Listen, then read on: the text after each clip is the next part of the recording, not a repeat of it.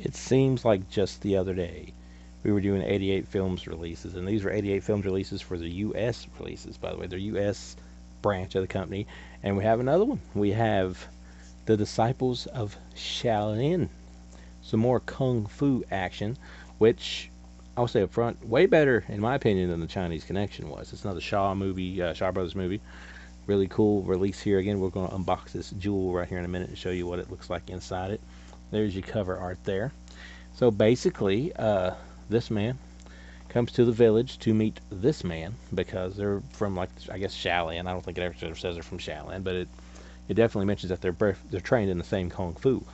So he gets there and he kind of like works his way up to the company that the guy's working for, but at the same time there's people from another company that's trying to come in and cause trouble, so he defends them, and he kind of like gets under the good graces of the boss, but the boss is kind of like not that good either. So he kind of falls victim to, you know, I guess kind of getting too prideful or whatnot. Like, he's getting new shoes and he's getting anything he wants, and he's still taking care of the bad guys, which makes him even more hated by the bad guys. And eventually they come up with a plot to get rid of him, and eventually this guy here is going to have to quit being peaceful and join the fray, and it gets pretty hardcore. It gets pretty bloody. Like, this is definitely one of my more favorite kung fu flicks I've seen in recent times, which I was mentioning in the last review how like Chinese Connection was nowhere near like Bloody Fist. Well, this right here, getting there. It's getting there, and it's entertaining. It's got your kung fu action you expect, and you got the blood, which we love the blood. You get the blood at times you expect. A little stylistic. One time when it gets really bloody, it goes black and white. Makes you think maybe Tarantino got the idea from Kill Bill from that a little bit, although maybe that was just get through censors. I don't know, but it's good. It's really good. The transfer on this looks really, really good too. I'm going to go ahead and say I give the movie a 4 out of 5.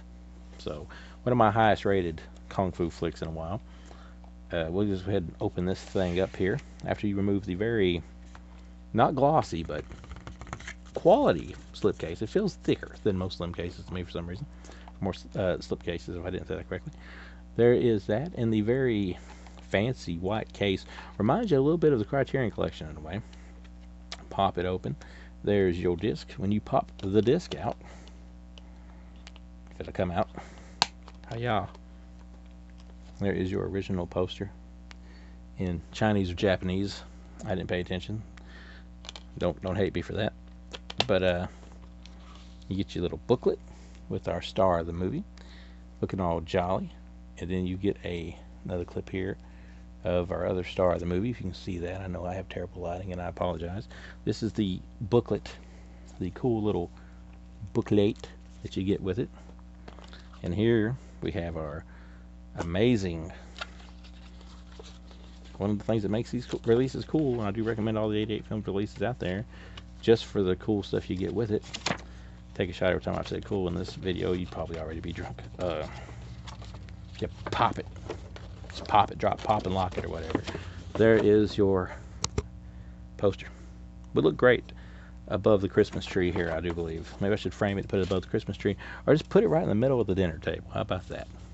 Everybody sitting around drinking their eggnog for Christmas. We can admire the glorious disciples of Shaolin poster. But yeah, all in all, love this movie, love this release. I didn't pay attention enough to realize if any of these quotes from this movie were used in any Wu-Tang songs, but I'm sure they probably was. But if you like Kung Fu, I recommend you go out and you check this one out from the fine folks at 88